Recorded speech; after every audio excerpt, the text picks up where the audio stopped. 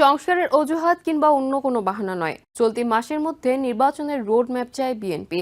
আর তা না হলে রাজনৈতিক দলগুলো পরবর্তী সিদ্ধান্ত নেবে বলে জানিয়েছেন বিএনপির স্থায়ী কমিটির সদস্য সালাউদ্দিন আহমেদ। রাজধানীতে এক অনুষ্ঠানে নতুন দল এনসিপিকে স্বাগত জানান বিএনপির নেতারা। তবে নতুন দলের সেকেন্ড রিপাবলিক ও গণপরিষদ নির্বাচনের ভাবনা নিয়ে প্রশ্ন তোলেন তারা।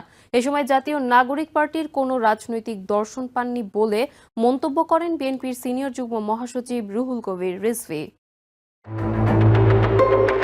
জাতীয় নির্বাচন, রোডম্যাপ, নতুন দল গঠন সব মিলিয়ে নতুন সমীকরণের দিকে বাংলাদেশ।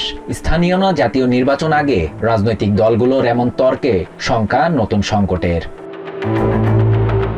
ছাত্রদের নতুন রাজনৈতিক দলকে স্বাগত জানালেও তাদের সেকেন্ড রিপাবলিক ঘোষণা ও গণপরিষদ গঠনের প্রক্রিয়ার কঠোর সমালোচনা করেছেন বিএনপি নেতারা।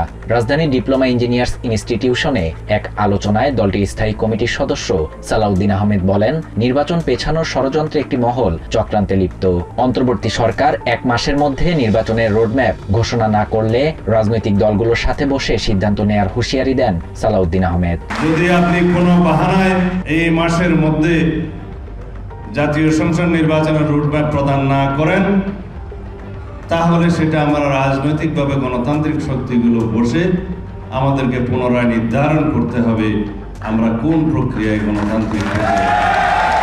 একই অনুষ্ঠানে ছাত্রদের নতুন দলের রাজনৈতিক দর্শন প্রসঙ্গে নিজের মত প্রকাশ করেন বিএনপির সিনিয়র যুগ্ম মহাসচিব রুহুল কবির রিজভী। এদিন প্রেস ক্লাবের সামনে জাতীয় গণতান্ত্রিক পার্টির সমাবেশে তরুণদের নতুন দলকে গণতন্ত্রের পক্ষে থাকার আহ্বান জানিয়ে বিএনপির চেয়ারপারসনের উপদেষ্টা জয়নুল আবদিন ফারুক বলেন, যারা সরকারকে ব্যর্থ করতে চায় তারাই নির্বাচন পেছাতে চায়। স্থানীয় সরকার নির্বাচন নয়, সংকট নিরসনে আবারও দ্রুত জাতীয় নির্বাচনের দাবি জানান বিএনপি নেতারা।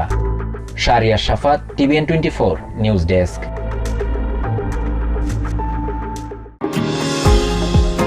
নিউ ইয়র্ক থেকে সম্প্রচারিত TVN 24 টেলিভিশন বিশ্বজুড়ে বাঙালির কণ্ঠস্বর।